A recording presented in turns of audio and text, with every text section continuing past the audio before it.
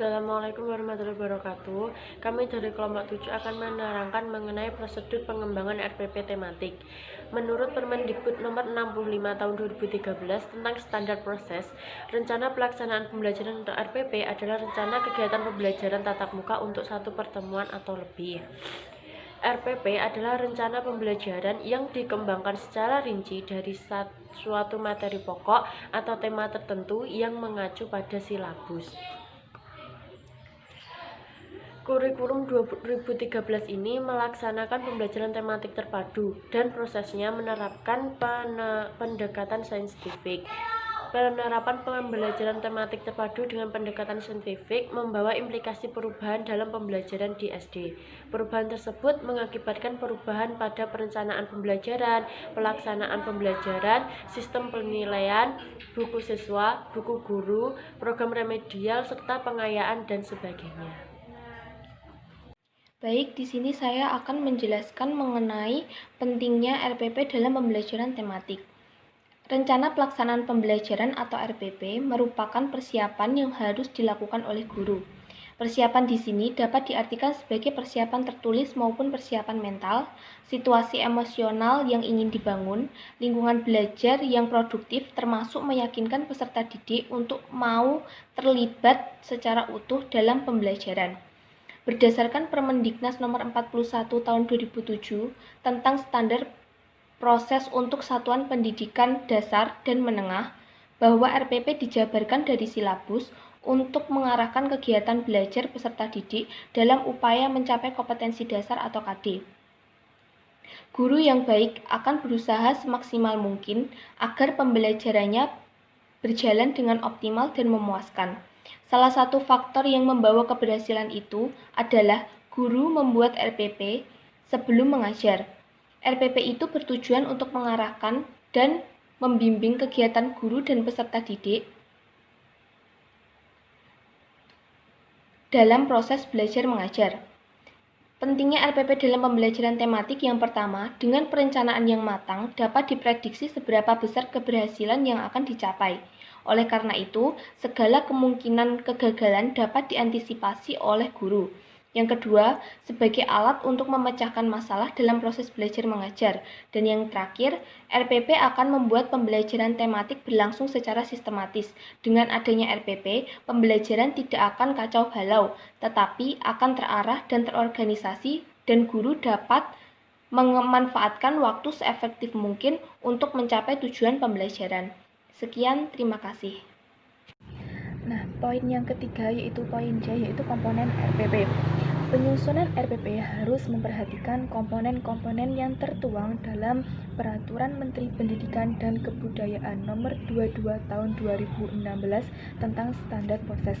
Yang mana komponen-komponen RPP tersebut adalah yang pertama yaitu identitas sekolah, yang kedua yaitu identitas mata pelajaran, yang ketiga yaitu kelas atau semester, yang keempat yaitu materi pokok, yang kelima yaitu alokasi waktu, yang keenam yaitu KI. KI di sini KI tersebut mumat KI 1, 2, 3 dan 4. Yang ketujuh yaitu KD dan IPK, yaitu kompetensi dasar dan indikator pencapaian kompetensi.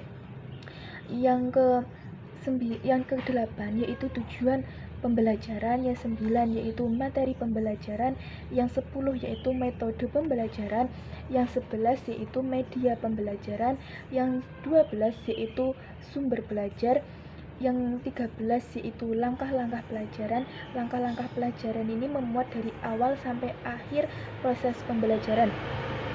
Dan yang terakhir yaitu penilaian hasil belajar. Komponen-komponen RPP tersebut merupakan satu kesatuan yang saling berkaitan. Oleh karena itu, rencana pelaksanaan pembelajaran tidak dapat disusun secara terpisah.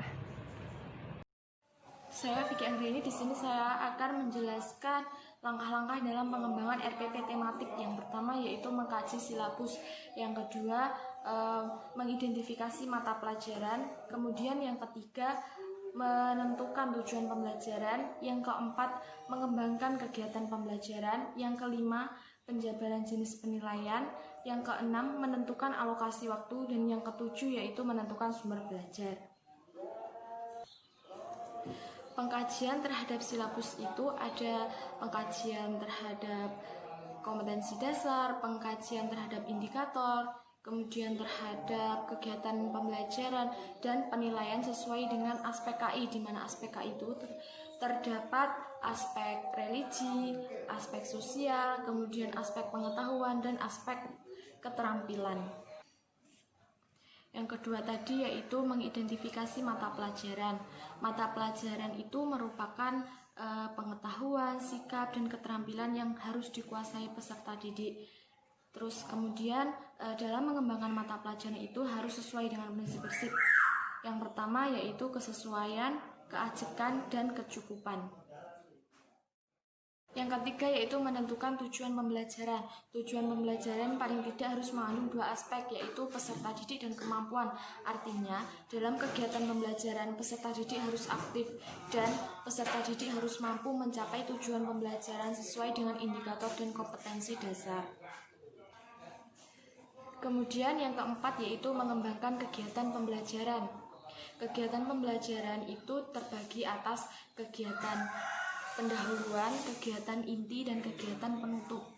Di dalam kegiatan inti nanti harus ada strategi dan metode pembelajaran. Dari fungsi strategi dan metode itu untuk memudahkan guru dalam menyampaikan materi pembelajaran agar mudah diterima oleh peserta didik. Kemudian yang kelima yaitu penjabaran jenis penilaian. Dalam hal ini penilaian itu dilakukan menggunakan tes maupun non-tes dalam bentuk tertulis maupun dalam bentuk lisan. Kemudian pengukuran sikap, penilaian hasil karya berupa tugas, proyek atau produk, dan penggunaan portofolio dan penilaian diri. Kemudian menentukan alokasi waktu. Dalam menentukan alokasi waktu dalam RPP itu harus disesuaikan dengan tingkat kesulitan kompetensi dasar yang akan dicapai oleh peserta didik. Sehingga dalam menentukan perkiraan waktu untuk mencapai kompetensi dasar tersebut dan disesuaikan dengan kemampuan peserta didik yang beragam. Yang terakhir yaitu menentukan sumber belajar. Sumber belajar merupakan bahan yang digunakan dalam kegiatan pembelajaran yang berupa media cetak, media elektronik, kemudian narasumber, dan juga lingkungan.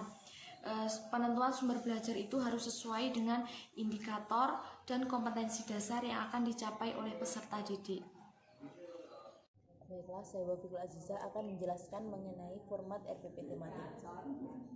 Seperti pada RPP pada umumnya, yakni RPP yang hanya fokus pada satu pembelajaran atau mata pelajaran, RPP tematik juga diawali dengan identitas RPP tersebut, yakni identitas sekolah, kelas, semester, subtema, tema, pembelajaran, dan fokus pembelajaran. Tambahnya di sini adalah fokus pembelajaran, karena notabene tematik itu kan dalam pembelajarannya terdapat beberapa mata pelajaran yang ada di dalamnya.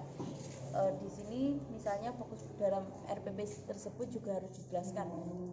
Misalnya RPP tema ini subtema 1 itu akan fokus pembelajarannya tentang apa. Di sini misalnya fokus pembelajarannya mengenai bahasa Indonesia dan IPA. Jadi nanti dalam kompetensi ini dan dalam kompetensi dasar dan indikator pencapaian kompetensi di sini disebutkan per fokus pembelajaran. Yakni yang pertama adalah bahasa Indonesia dulu, disebutkan kompetensi dasar dan indikator pencapaian kompetensi. Jika sudah, bawahnya akan menuju ke fokus pembelajaran yang IPA, dijelaskan pula KD dan indikatornya. Mengenai tujuan pembelajaran itu juga dijadikan satu. Selanjutnya mengenai langkah-langkah disesuaikan dengan urutan yang akan diajarkan oleh guru.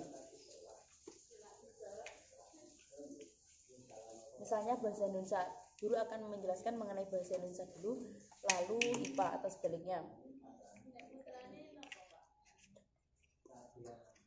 Selanjutnya mengenai penilaian, itu kan dalam kurikulum 13 terdapat penilaian sikap, pengetahuan, dan psikomotor.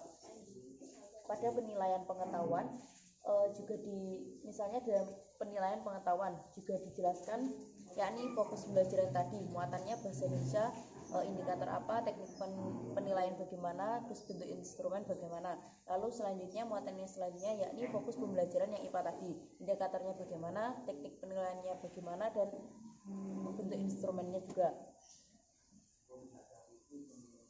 Begitu juga dengan unjuk kerja, itu juga terdiri dari beberapa muatan tergantung pada fokus pembelajaran. Sudah, mungkin itu saja yang dapat saya jelaskan. Terima kasih.